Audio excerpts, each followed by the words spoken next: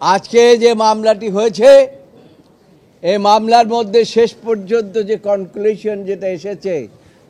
যে এই মামলার মধ্যে তাকে সাজা দেওয়ার জন্য কোনো ইনগ্রেডিয়েন্ট ছিল না। আজকে যে অ্যাপিলটি শুনানি হয়েছে সেই অ্যাপিলেন্টের পক্ষে যিনি অ্যাডভোকেট ছিলেন এবং তিনি নিজে বলেছেন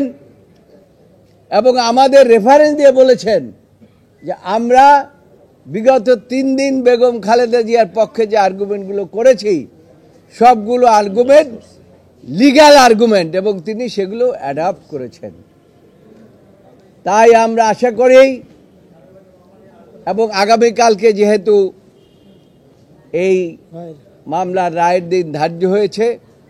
আমরা আশা করি আগামীকালকে আমাদের দেশনেত্রী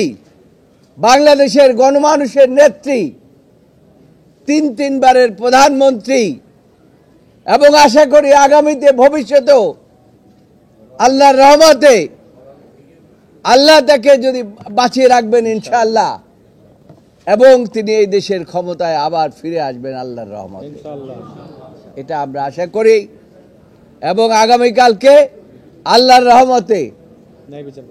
এই আদালত থেকে দেশের সর্বোচ্চ আদালত থেকে আমরা ন্যায় বিচার পাব এবং তিনি সহ অন্যান্যরা খালাস পাবেন। এটাই হচ্ছে